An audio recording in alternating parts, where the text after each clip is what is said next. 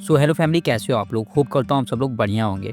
आज के इस वीडियो में लोग बात करने वाले हैं निसान मैग्नाइट के बारे में। निसान मैग्नाइट की बेस मॉडल वीसिया की मिनिमम डाउन पेमेंट क्या पड़ेगी, वीसिया की प्राइस क्या है, बेस मॉडल से टॉप मॉडल तक की क्या प्राइस मिल जाती है, डाउन पेमेंट क्या पड़ेगी, लोन कराने के लिए मिनिमम रेट ऑफ इंटरेस्ट क्या रहने वाला है, हर महीने ईएमआई क्या आएगी, 1 साल से लेकर 7 साल तक की हर ईएमआई की बात करेंगे। गाड़ी के अलावा आप कितना इंटरेस्ट में पैसा एक्स्ट्रा दे देंगे, क्या आपको कितने ड्यूरेशन का लोन लेना चाहिए और कितना पैसा आप लोन कराते समय बचा सकते हैं, किन किन बातों का ध्यान रखना है।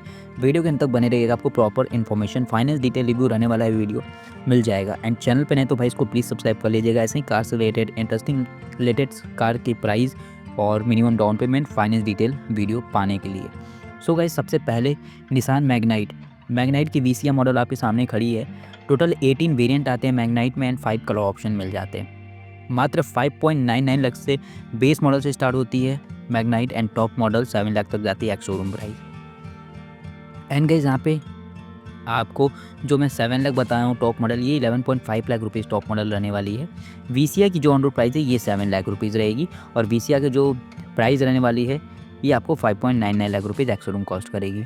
बेस मॉडल से स्टार्ट होती है 5.99 लाख एंड टॉप मॉडल तक 11.5 लाख तक जाती है। तो guys, pricing colour option variant आपको क्लियर हो गया होगा। मैग्नाइट में आपको वही 1 लीटर का 3 सिलेंडर BS6 फेज 2 इंजन मिलता है, जहाँ पे आपको मैक्स पावर 71 bhp की मिलती है 6250 आरपीएम पे एंड 96 Nm की टॉर्क मिलती है 3600 आरपीएम पे। तो इंजन वगैरह मैंने आपको थोड़ा सा बता दिया है। अब मिनिमम डाउन पेमेंट कितना देते हो कि आप मैग्नाइट वीसिया बेस मॉडल को घर ले जा सकते हो।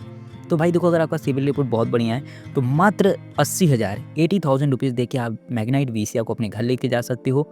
और 80,000 देने के बाद हर महीने की ईएमआई क्या पड़ेगी, आगे हम लोग आगे बात करते हैं।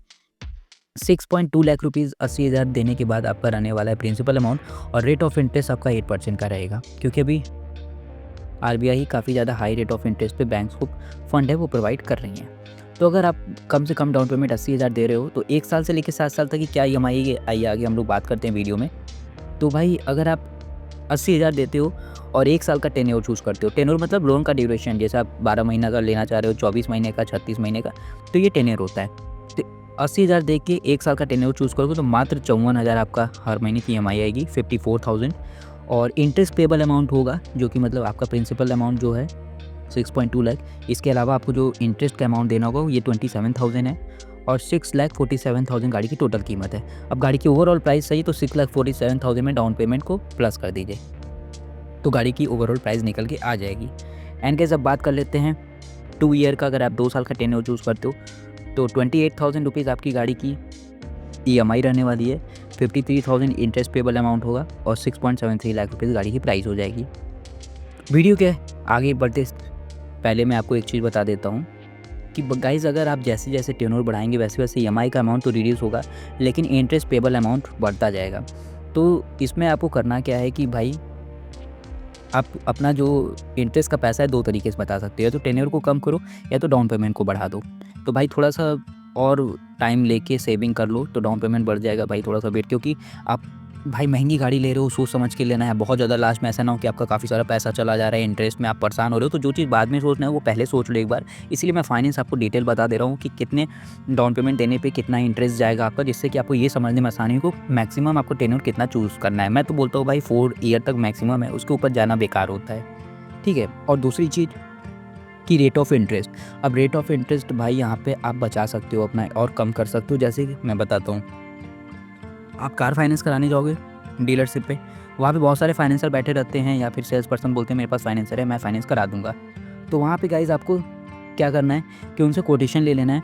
आपका जहाँ पे सैलरी आता है या फिर आप बिज़नेस करते हो तो जहाँ पे आपका करेंट अकाउंट है वहाँ पे जाना है और कोटेशन देना है। और वहाँ पे भाई आपका सैलरी आता है तो नॉर्मल बात है, आप बैंक के आप कस्टमर हैं, उनको ट्रस्ट है आपके ऊपर, तो आपको वो लोन ऑफ़र कर देंगी, वो आपको इजीली लोन दे देंगी, कोई दिक्कत वाली बात नहीं है। और उसके बाद लो रेट ऑफ इंटरेस्ट पे देंगी। जो शोरूम पे फाइनेंसर बैठे हैं उससे तो कम ही पे देंगे, बिकॉज जो शोरूम पे फाइनेंसर बैठे होते हैं उनको कमीशन देना होता है डीलरशिप वालों को, तो वो आपके जेब से ही आता है भाई, कंपनी अपने एंड से नहीं देती है। तो वहाँ पे आपको हाई रेट ऑफ इंटरेस्ट मिलेगा। तो भाई 1-2% भी अगर आप रेट ऑफ इंटरेस्ट बचा लेते हो ना तो काफ़ी सारा पैसा आप बचा लोगे। तो यहाँ पे गाइज हम लोग जो बात कर रहे थे 2 साल की बात हो गई थी। 3 साल की अगर आप टेन्योर चूज़ करोगे तो 19,400 रुपीज़ आपकी ईएमआई रहती, 80,000 आपको देना है इंटरेस्ट पेबल अमाउंट और 7 लाख रुपये आपका रहने वाला है टोटल कीमत। 4 साल का टेन्योर चूज़ करोगे तो 15,000 रुपये ईएमआई आएगी हर महीने 1,06,000 interest payable amount and 7.2 lakh rupees आपका रहने वाला है गाड़ी का टोटल अमाउंट। 5 साल का टेन्योर चूज़ करते हो तो सब मात्र 12,500 EMI आएगा। 1,34,000 इंटरेस्ट पेबल अमाउंट है। 7,54,000 आपकी गाड़ी की टोटल कीमत है। 6 ईयर का टेन्योर चूज़ करते हो तो 10,80,000 आपकी EMI पड़ेगी। 1,62,000 आपका इंटरेस्ट पेबल अमाउंट होगा। 7,82,000 आपका गाड़ी की टोटल प्राइस होगी। 7 ईयर का टेन्योर चूज़ करते हो तो 9.6 लाख रुपीज़ आपकी 9,600 की आपकी EMI पड़ेगी। 1,91,000 रुपीज़ आपकी पड़ने वाली इंटरेस्ट पेबल अमाउंट और 8,11,000 आपका गाड़ी का टोटल कीमत। अब जैसे कि मैंने स्टार्टिंग में बताया था, जैसे जैसे आप टेन्योर बढ़ाएंगे वैसे वैसे EMI घटेगा, इंटरेस्ट बढ़ेगा। अब भाई 1 साल में आपका 54,000 आ रहा था EMI और 7 साल में मात्र 9,600।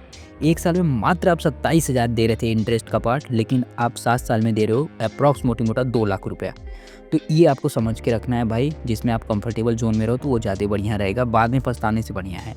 और मैं तो बोलूँगा 4 ईयर तक का आप चूज़ करो मैक्स टू बैक, उससे ज़्यादा जाने की ज़रूरत नहीं, क्योंकि 50% भी दे दे तो अब ठीक है भाई। तो भाई अब बात करते हैं वीडियो के आगे कि क्या क्या डॉक्यूमेंट नेसेसरी होते हैं कोई भी कार फाइनेंस कराने के लिए। तो भाई यहाँ पे अगर आप एम्प्लॉय हो या फिर एम्प्लॉयर हो, दोनों की कैटेगरी में हम लोग बात करेंगे। सबसे पहले तो आता है आइडेंटिटी एंड एड्रेस प्रूफ। इसमें आपका Aadhaar card, PAN card, driving licence, passport, फिर उसके बाद यूटिलिटी में आ जाते हैं तो electricity bill, gas card, ration card, ये सब आप दे सकते हो। फिर आ जाता है सोर्स ऑफ इनकम, जो कि सबसे ज़रूरी है। अगर आप एम्प्लॉय हैं तो सैलरी स्लिप फॉर्म 16। अगर आप जहाँ जॉब कर रहे हैं वहाँ से ड्यूरेशन 3 महीने से कम है तो आपको लेटर ऑफ इंटेंट और अपॉइंटमेंट लेटर देना पड़ सकता है। कुछ फाइनेंसर को, हर फाइनेंसर की अपनी अलग अलग टर्म्स एंड कंडीशंस होते हैं। अगर आप बिज़नेस करते हैं तो भाई आपका जो करेंट अकाउंट होगा जिस बैंक में, भाई वहाँ पे आप GST भी दे सकते हो। और उसके सबसे ज़्यादा जो ज़रूरी होता है वो भाई, इसको मुझे पहले बताना चाहिए था, ITR, इनकम टैक्स रिटर्न आप फाइल करते हो तो ITR आपको देना पड़ेगा। फिर उसके बाद भाई आपका आ जाता है बैंक के स्टेटमेंट, जो कि दोनों के लिए ज़रूरी होता है। 3 to 6 मंथ का आपको बैंक के स्टेटमेंट देना होगा। फिर उसके बाद कैंसिल चेक, मैंडेट कराने के लिए debit card, passport size photos, जहाँ पे आप रेंट पे रह रहे हो, अगर रेंट पे रह रहे हो मतलब परमानेंट घर नहीं है तो रेंट एग्रीमेंट। अब भाई इसमें जैसे कि कुछ डॉक्यूमेंट्स नहीं अवेलेबल हो पाते हैं तो वहाँ से अगर कंप्रोमाइज़ करने वाली चीज़ होगी तो बैंक कंप्रोमाइज़ कर लेती है। और आजकल चीज़ें क्या हो गई हैं कि पेपरलेस काफ़ी ज़्यादा चीज़ें हो गई है। मतलब पहले तो फाइनेंस कराने के लिए बहुत सारा टाइम लगता था, काफ़ी पेपर वर्क्स होते थे। अब लेकिन मैक्सिमम चीज़ें डिजिटली हो गई हैं। मात्र आपका आधार कार्ड, पैन कार्ड डालने से सारी चीज़ें आ जाती हैं। वहीं से जो एप्लीकेशंस होती हैं, लोन्स के पोर्टल्स होते हैं, वो ऑटो इन्फॉर्मेशन ले लेते हैं। बहुत ज़्यादा फिल वगैरह करने की ज़रूरत नहीं होती है। बाकी ये थी Nissan Magnite VCR base model की फाइनेंस डिटेल रिव्यू। वीडियो कैसी लगी आप लोग कमेंट सेक्शन में जरूर बताइएगा। वीडियो अच्छी लगी इसको लाइक करेगा। और भी दूसरी कार से रिलेटेड अगर आपको फाइनेंस की वीडियो चाहिए तो फटाफट से कमेंट सेक्शन में बता दीजिएगा। वीडियो अच्छी लगी इसको लाइक करेगा। मिलता हूँ नेक्स्ट वीडियो के साथ। Till then take care, bye bye.